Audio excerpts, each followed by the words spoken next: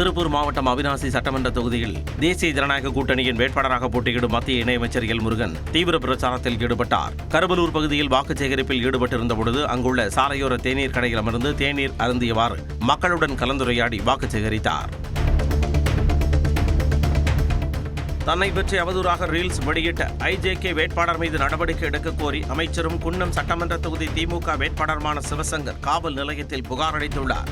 ஜனநாயக கட்சியின் வேட்பாளர் திருமதி சரண்யா அன்பழகன் அவர்கள் உண்மைக்கு புறம்பான குற்றச்சாட்டுகளை சொல்லி ரீல்ஸ் போட்டுக் கொண்டிருக்கிறார்.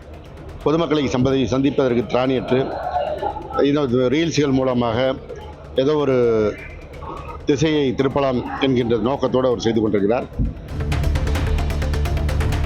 அதிமுக ஆட்சி அமைந்த பிறகு குடும்ப அட்டைதாரர்களின் வங்கிக் கணக்கிலும் 10,000 ரூபாய் வரவு வைக்கப்படும் என சிவகங்கை சட்டமன்ற தொகுதி அதிமுக வேட்பாளர் செந்தில்நாதன் தெரிவித்துள்ளார். சிவகங்கை சட்டமன்ற தொகுதிக்கு உட்பட்ட சோழபுரம், அண்ணாநகர், பாரதி நகர், சலுகைபுரம், ஒக்கூர் உள்ளிட்ட பகுதிகளில் அதிமுக வேட்பாளர் செந்தில்நாதன் தீவிர வாக்கு சேகரிப்பில் ஈடுபட்டார். அப்பொழுது பொதுமக்கள் மத்தியில் பேசிய அவர், அதிமுக ஆட்சி அமைந்த பிறகு விவசாயிகளுக்கு 1 ஹெக்டேருக்கு 15,000 ரூபாய் வழங்கப்படும் என்றார். புதுக்கோட்டை சட்டமன்ற தொகுதியில் போட்டியிடும் திமுக வேட்பாளர் முத்துராஜா அலங்கரிக்கப்பட்ட குதிரையில் அமர்ந்தபடி வாக்கு சேகரித்தார். புதுக்கோட்டை மாநகராட்சிக்கு உட்பட்ட மச்சுவாடி பகுதியில் திமுக மற்றும் கூட்டணி கட்சி நிர்வாகிகளுடன் வீதி வீதியாக சென்ற முத்துராஜா வாக்கு சேகரித்தார். அப்பொழுது வாக்காளர்களை கவரும் வகையில் அலங்கரிக்கப்பட்ட குதிரையில் அமர்ந்தபடி அவர் ஆதரவை திரட்டினார்.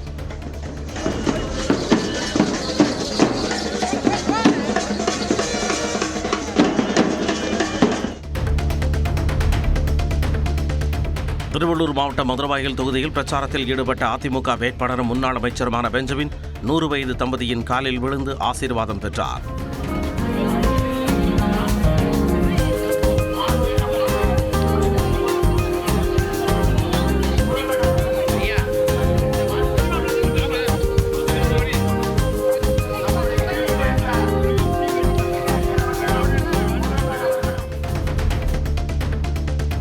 நெல்லை மாவட்டம் ராதாபுரம் சட்டமன்ற தொகுதி திமுக வேட்பாளர் சபாநாயகர் அப்பாவு கிராமமாக பரப்புரையில் ஈடுபட்டார். அப்பொழுது பேசிய அவர், மத கலவரத்தை தூண்டுபவர்களை தடுத்து நிறுத்தி அமைதியான தமிழகத்தை உருவாக்க உதயசூரியனுக்கு வாக்களிக்குமாறு கேட்டுக் கொண்டார். முதல்வர் அவர்கள் மதசார்பற்ற ஒரு ஆட்சியை நடத்துகின்றார். இந்தியாவில் எந்த பகுதியிலும் இல்லாத அளவுக்கு ஒரு அமைதியான ஆட்சி தமிழ்நாட்டில் நடைபெறுகிறது. அது தொடர வேண்டும் என்றால் மாண்புமிகு முதல்வர் மு.க. ஸ்டாலின் அவர்களுடைய வெற்றி சின்னமான உதயசூரியனுக்கு வாக்களிக்க வேண்டும். கோவை மாவட்டம் மேட்டுப்பாளையம் தொகுதி தமிழக வெற்றிக் கழக வேட்பாளர் சுனில் ஆனந்த் மாரியம்மன் கோவிலில் மனமுருகி வழிபாடு நடத்திவிட்டு தேர்தல் பிரச்சாரத்தை தொடங்கினார்.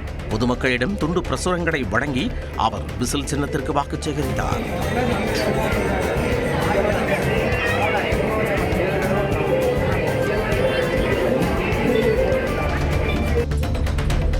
தொண்டாமுத்தூர் தொகுதிக்குட்பட்ட பகுதிகளில் அதிமுக வேட்பாளர் SP வேலுமணி தீவிர வாக்கு சேகரிப்பில் ஈடுபட்டார். செக்கம்புதூர், பழனிசாமி காலனி, ஐயப்பநாடி வீதி ஆகிய பகுதிகளில் அவர் வீதி வீதியாக சென்று இரட்டை இலை சின்னத்திற்கு வாக்கு சேகரித்தார். செல்லும் இடமெல்லாம் அதிமுகவினர் பட்டாசு வெடித்தும் சால்வை அணிவித்தும் வரவேற்பு அளித்தனர்.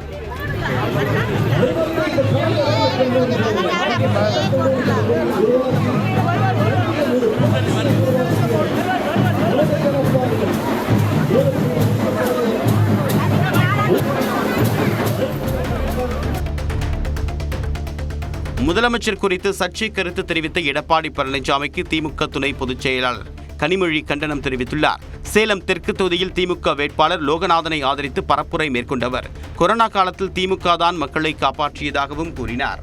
இது ஒரு தேர்தலுக்காக தமிழ்நாட்டுடைய முதலமைச்சரை நீ இல்லாமல் போயிருப்பாய், கொரோனாவில் இல்லாம போயிருப்பான்னு சொல்லக்கூடிய அளவுக்கு கேவலமாக நீங்கள் இறங்கி விட்டீர்கள் என்று நினைத்து பார்க்கும் பொழுது தமிழ்நாட்டு மக்கள் உங்களை தூக்கி எறியக்கூடிய நாள் நெருங்கிவிட்டது.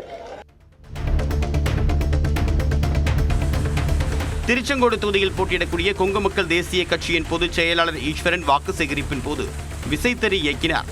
திருச்செங்கோடு தொகுதிக்குட்பட்ட பகுதிகளில் வாக்கு சேகரிப்பில் ஈடுபட்டவர் விசைத்தறி கூடங்களுக்கு சென்று தொழிலாளர்களின் குறைகளை கேட்டறிந்தார்.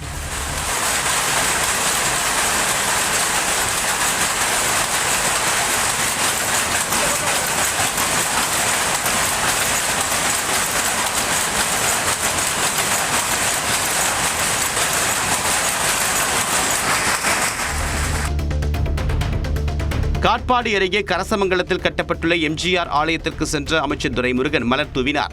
எம்ஜிஆரின் பக்தரான முரளி என்பவர் 3 கோடி ரூபாய் மதிப்பீட்டில் எம்ஜிஆருக்கு இந்த ஆலயத்தை அமைத்திருக்கக்கூடிய நிலையில் எம்ஜிஆரின் முழு உருவ வெண்கல சிலையை திமுக வேட்பாளரும் அமைச்சருமான துரைமுருகன் பார்வையிட்டார். குடியாத்தம் தொகுதி அதிமுக வேட்பாளர் ஃபரிதா தேநீர் கடையில் தேநீர் தயாரித்து கொடுத்து வாக்கு சேகரிப்பில் ஈடுபட்டார். தரைக்காடு பகுதியில் வாக்கு சேகரித்தவர் சூடான தேர்தல் பரப்புரைக்கு நடுவே சூடாக தேநீர் தயாரித்தார்.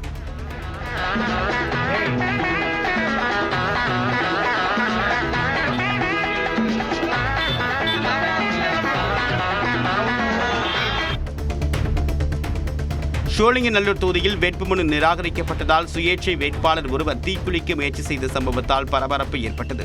மேடவாக்கத்தை சேர்ந்த ஆட்டோ ஓட்டுநரான தனசேகர் என்ற அவருடைய வேட்புமனு முறையாக பூர்த்தி செய்யப்படாததால் நிராகரிக்கப்பட்டதாக கூறப்படுகிறது. இதனால் மன உளைச்சலுக்கு உள்ளான அவர் கையில் பெட்ரோல் கேனுடன் சோழிங்கநல்லூரில் உள்ள தேர்தல் அலுவலகத்திற்கு சென்று தற்கொலைக்கு முயற்சி செய்தார். அவரை தடுத்த காவல்துறையினர் மருத்துவமனைக்கு அனுப்பி வைத்தனர். விஜய் போட்டியிடக்கூடிய திருச்சி கிழக்கு தொகுதியில் அதிமுக பரப்புரையின் போது பூனை ஒன்று கவனமீர்த்தது.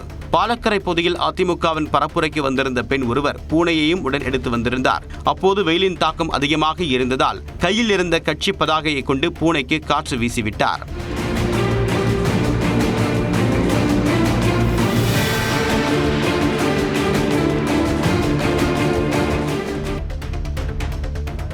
சோழிங்கநல்லூர் அதிமுக வேட்பாளர் KP கந்தனை ஆதரித்து வேங்கைவாசல் ஊராட்சியில் அதிமுக நிர்வாகியும் நடிகையுமான கௌதமி வாக்கு சேகரித்தார். பரப்புரை வாகனத்தில் சென்றும் நிர்வாகிகளுடன் வீதி வீதியாக நடந்து சென்றும் அவர் வாக்கு சேகரிப்பில் ஈடுபட்டார்.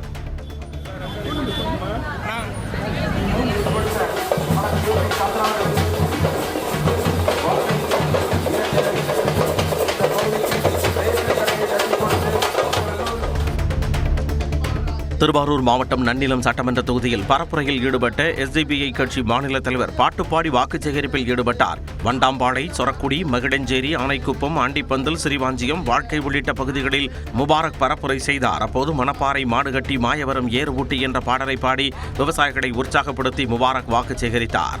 மணப்பாறை, மாடு கட்டி, மாயவரம், ஏறு பூட்டி, வயக்காட்ட உழுது போடு சின்னக்கனே. காரைக்கால் மாவட்டம் திருநள்ளாறு பகுதியில் சோதனை மேற்கொண்ட தேர்தல் பறக்கும் படையினர் முட்புதரில் கிடந்த பணத்தை ட்ரோன் உதவியுடன் கைப்பற்றினர். ட்ரோன் மூலமாக ஆய்வு மேற்கொண்ட போது முட்புதரில் 36,000 ரூபாய் ரொக்கம் கிடந்தது தெரியவந்து கைப்பற்றப்பட்டது.